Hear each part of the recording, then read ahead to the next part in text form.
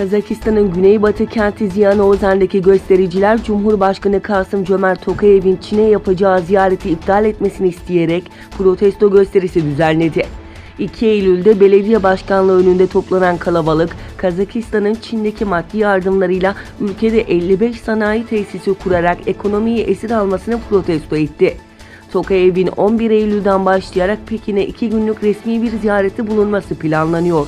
Göstericilerin Tokayev'i Çin'den kredi almasını durdurmaya çağırdığı belirtildi. Çin, Amerika Dışişleri Bakanı Mike Pompeo'nun sosyal medya hesabı üzerinden Doğu Türkistan ile ilgili yaptığı paylaşımlarını sert bir dille eleştirdi. Çin Dışişleri Bakanlığı Sözcüsü Geng Shuang, Pompeo'nun Twitter üzerinden Doğu Türkistan ile ilgili yaptığı açıklamasına tepki göstererek suçlamaları kabul etmediklerini bildirdi. Geçtiğimiz Cuma günü Mike Pompeo sosyal medya hesabı üzerinden bir mesaj yayınlayarak Çin'in Doğu Türkistan'a uyguladığı baskıların sona ermesi gerektiğini belirtmiş, Çin'in kendi yasalarını ve uluslararası kuralları ihlal ettiğini ifade etmişti. Hong Kong'da hükümet karşıtı grupların önemli isimlerinden Joshua Wong, Tayvan sokak protestolarıyla Hong Kong için desteğini ifade etmeli dedi. Çin'in Hong Kong Özel İdari Bölgesi'nde suçluların Çin'e iadesi tasarısının iptali talebiyle aylardır süren protestoları organize eden grupların liderlerinden Joshua Wong, Tayvan halkının da gösteri yapması gerektiğini söyledi. Nitekim yaptığı basın toplantısında Hong Kong ve Tayvan'ın aynı kaderi paylaştığını belirterek Tayvan'da da sokak protestolarının düzenlenmesi gerektiğini işaret etti. Wong, Tayvan sokak protestolarıyla Hong Kong için desteğini ifade etmeli dedi.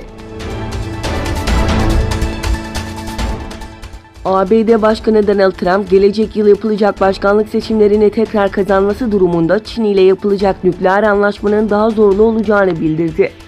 Çin ile müzakerelerin iyi gittiğini ancak Çin'in yeni bir ABD hükümetiyle anlaşma yapmayı daha çok isteyeceğini belirten Trump, "Ben yeniden başkanlık seçimlerini kazandığımda ne olacağını düşünüyorum.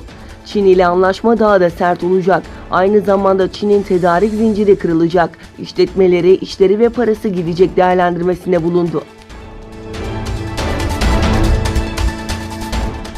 NATO üyesi ve ortaklarından 18 ülkenin katılımıyla gerçekleştirilen Northern Coast tatbikatının 13.'sü Danimarka'nın Kopenhag limanında başladı. NATO'dan yapılan yazılı açıklamaya göre tatbikata üye ve ortaklardan 18 ülkeden 3.000 asker ve 40 gemi katılıyor. Baltık Denizi'ni Kuzey Denizi'ne bağlayan Danimarka Boğazları yakınlarında gerçekleşen tatbikat 19 Eylül'e kadar sürecek. Tatbikata ilişkin açıklamada bulunan NATO Genel Sekreteri Sözcüsü Oana, NATO üyesi 6 ülkenin sınırının bulunduğu Baltık Denizi ittifak için kilit öneme sahip. Maalesef Rusya'nın Kırım'ı yasa dışı ilhakı ve askeri yığınak yapmaya başlamasının ardından bölgede güvenlik durumu kötüleşmiştir ifadelerini kullandı.